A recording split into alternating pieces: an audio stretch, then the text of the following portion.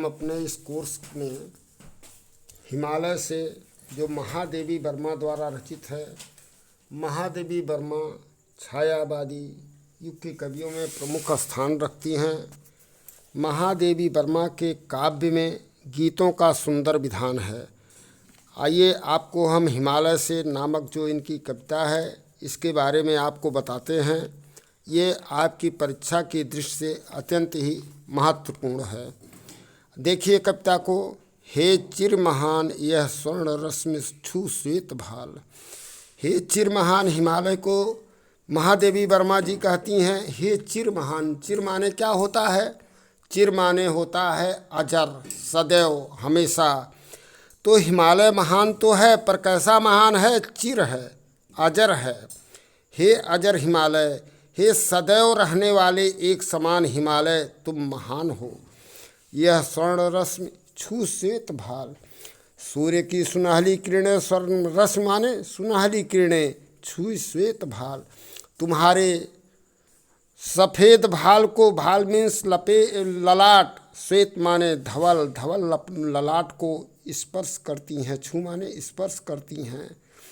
हे अजर हिमालय, सूर्य की सुनहली किरणें तुम्हारे धवल मस्तक को स्पर्श करती हैं।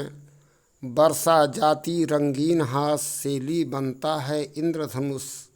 वर्षा व्यतीत हो जाती है, उसके बाद क्या होता है? शरद ऋतु का आगमन होता है और मौसम एक हंसनुमा मौसम हो जाता है, खुशनुमा मौसम हो जाता है। और तुम्हारे ऊपर क्या होता है? शैली बनता है इंद्रधनुष। तुम्हारे मस्तक के ऊपर पगड़ी के सदृश इंद्रधनुषी आभा छा जाती है। कैसे? क्योंकि तुम्हारे ऊपर तो हमेशा बर्फ़ की एक परत जमी रहती है जो तुम्हारे ऊपर पगड़ी के सदृश इंद्रधनुषी सदृश दिखाई पड़ता है। परिमल मलमल जाता बतास, पर रागहीन तू हिम निधान। परिमल माने होता है सुगंध, मलमल माने मालिश करना या रगड़ना, मलना जिसको कहते हैं। बतास माने वायु। वायु तुम्हारे शरीर पर क्या करता है? सुगंध की मालिश करता है, मलता है तुम्हारे शरीर पर क्या है? तुम कैसे हो? पर रागहीन तू हिम निधान। हे हिम के निधान, हिम माने बर्फ, निधान माने खजाना। हे हिम के खजाना, हे हिम निधान, तू तो रागहीन है, तुम्हारे अंदर कोई राग नहीं है, तू तो बैरागी है, विरागी है। नभ में गर्वित झुकतान शीस, पर अंक लिए हैं दीन छार। नभ में तुम्हारा गर्व से उठा हुआ शीस कभी झुकने वाला नहीं है। आकाश में तुम्हारा गर्व से उठने वाला मस्तक कभी झुकने वाला नहीं है। पर अंक लिए हैं दीन छार, पर तुम अपने गोद में क्या लिए हो? दीन छार माने मिट्टी को समेटे हुए हो। अंक माने गोद, दीन छार माने मिट्टी को समेटे हुए हो। मन गल जाता है नत विश्व देख, मन गल जाता नत विश्व देख। नत माने नतमस्तक हुए, विश्व माने संसार को देखकर तुम्हारा मन गल जाता अर्थात द्रवित हो जाता है। तुम्हारा मन संसार को नतमस्तक देखकर द्रवित हो जाता है। तन सह लेता है कुलिस भार, कितने मृदु कितने प्राण। तन सह लेता है, तुम्हारा शरीर कठोर भार को धारण कर लेता है, सहन कर लेता है। तुम कितने मृदु हो, कितने कोमल हो और कितने प्राणवान हो। यहाँ पर एक चीज़ और आप देखें, मन गल जाता नत विश्व देख। तुम्हारा मन द्रवित होता है जब तुम्हारे समस्त विश्व नतमस्तक होता है, तो तुम द्रवित होते हो। द्रवित होने का मतलब क्या है? कि गंगा जमुना सरस्वती जैसी नदियाँ तुमसे प्रवाहित होती हैं और कितने लोग उससे जीवन दान पाते हैं, जीवन यापन करते हैं। आगे की लाइन है, टूटी है तेरी कब समाधि, झंझा लौटे सतहार हार। हे हिमालय, हे महान हिमालय, तुम्हारी कब समाधि टूटी है? तुम तो हमेशा समाधिष्ठ हो, तुम तो योगी की भांति समाधि लगाए हो। तुम्हारी समाधि कब टूटी है?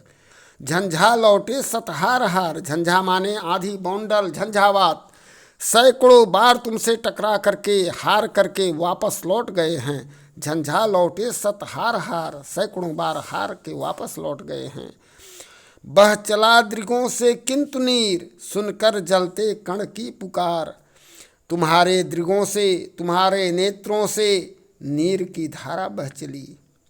कैसे? सुनकर जलते कण की पुकार, जलते हुए तिनके कण माने तिनके की पुकार को सुन करके तुम्हारे नेत्रों से नीर की धारा, पानी की धारा बहने लगी। पानी की धारा बहने से तात्पर्य मैंने भी आपको बताया है कि गंगा, जमुना, सरस्वती, तमाम नदियाँ जो हिमालय पर्वत के आंचल से निकलती हैं, वही कवि के कहने का मतलब है। महादेवी वर्मा जी कहती हैं, वह चला दृगों से किंतु नीर, सुनकर जलते कण की पुकार। जलते हुए कण के तिनके की पुकार को सुन करके तुम्हारा मन द्रवित होता है, तुम्हारे नेत्रों से जल की धारा निकलने लगती है। सुख से विरक्त दुख में समान, हे हिमालय तुम कैसे हो सुख से विरक्त? तुम्हें सुख से कुछ लेना देना नहीं है, तुम तो विरक्त हो, रागहीन हो, वैरागी हो। दुख में समान, और दुख से भी तुम्हें कुछ लेना देना नहीं है।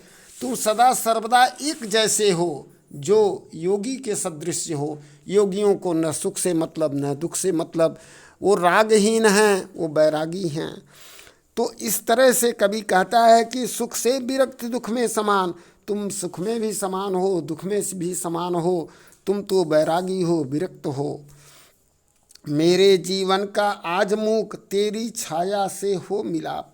कवित्री महादेवी वर्मा जी कहती हैं, मेरे जीवन का आज मौन तेरी जो छाया है उससे मिल करके क्या होगी? तेरी छाया से हो मिलाप, मेरी तेरी छाया से हो मिलाप। मेरे जीवन का आज मूक, मेरे जीवन का मौन आज तेरी छाया से मिल करके क्या करेगी?